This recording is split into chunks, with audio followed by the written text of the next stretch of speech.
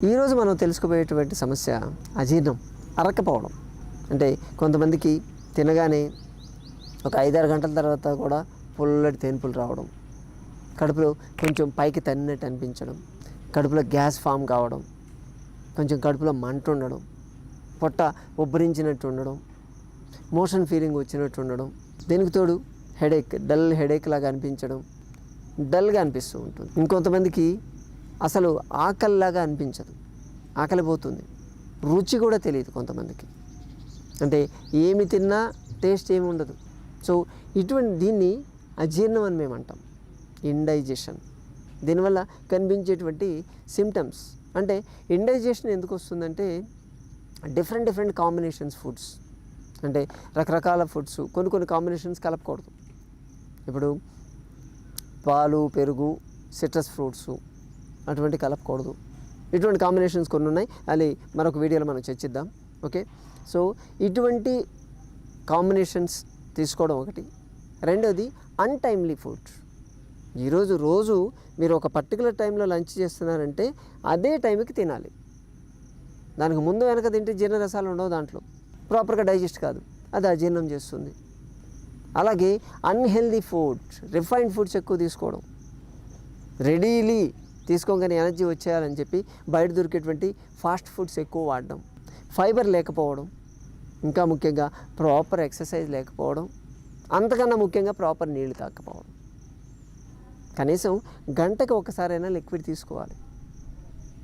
ఇటువంటి చేయకపోవడం వల్ల మనకు అజీర్ణం వస్తుంది. కొంత ఏజ్ వచ్చిన తర్వాత, ఒక 60 years 70 years వచ్చిన తర్వాత వాళ్ళకి డైజెషన్ తక్కువ అవుతుంది, ఖచ్చితంగా తక్కువ అవుతుంది. అది న్యాచురల్ ప్రాసెస్.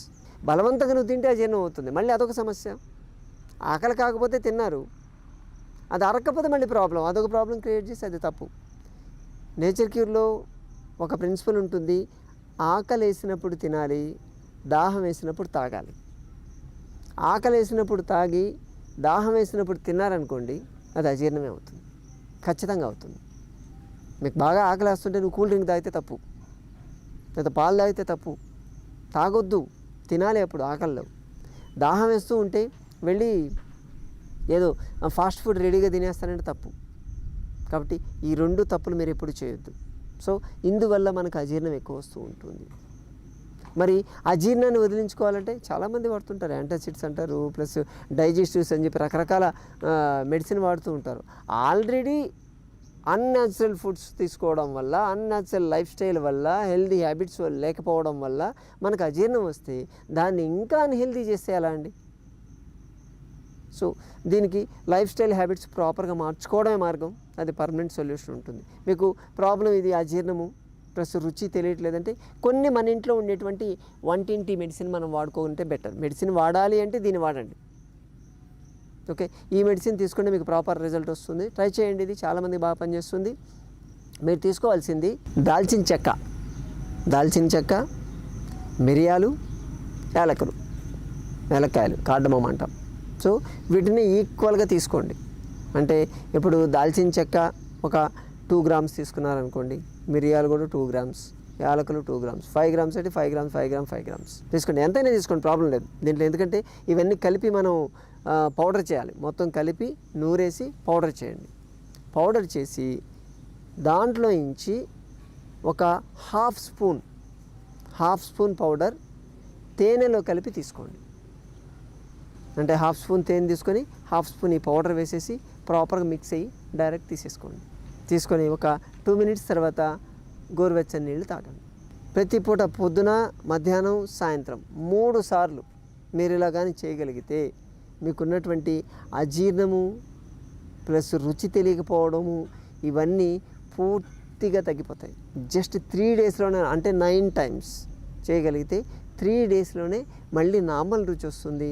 మీరు తీసుకోవాల్సిన ఏది తీసుకున్నా డైజెస్ట్ అయ్యేటువంటి కెపాసిటీ మీకు వస్తుంది. ఇది చేయొచ్చు. అజీర్ణం ఆ సిమ్టమ్స్ ఏవి మీకు కనిపించవు. చాలా సింపుల్ అండి. మన వంటింట్లో చేసుకునేది దాల్చిన చెక్క దొరుకుతుంది, ప్లస్ మిరియాలు దొరుకుతాయి, అలాగే ఇలాచి దొరుకుతుంది, యాలకులు దొరుకుతాయి. దీన్ని తీసుకోగలిగితే మనం ఈ ప్రాబ్లం రాకుండా చూసుకోవచ్చు. పొద్దున్నే తీసుకోగలిగితే ఇంకా ఈజీగా 3 సార్లు తింటే 3 సార్లు ఇది తీసుకోవాలి, 2 సార్లు తింటే 2 సార్లు తీసుకోవాలి. మళ్ళీ వేడి చేస్తుంది అటువంటి భయాలు ఏమక్కర్లేదు. మనం తీసుకునేది 2.5 grams, అంటే మహా అయితే ఒక హాఫ్ స్పూన్ వస్తుంది అంతే. దీన్ని తీసుకోవడం వల్ల, కాకపోతే తీసుకున్న వెంటనే ఫుడ్ తినాలా అంటే లేదు, వెయిట్ చేయండి. తీసుకున్న తర్వాత కనీసం ఒక 15-20 నిమిషాలు ఆగి మీరు ఫుడ్ కానీ తీసుకోగలిగితే ఆ ఫుడ్లో ఏమున్నా కానీ ఆ ఫుడ్ వరకు, ఆ పూట వరకు మీకు ఎటువంటి అజీర్ణం కాకుండా, ఈ గ్యాస్ ప్రాబ్లం సిమ్టమ్స్ ఏమీ రాకుండా మిమ్మల్ని కాపాడుతుంది. కాబట్టి దీన్ని ఇంప్లిమెంట్ చేయండి.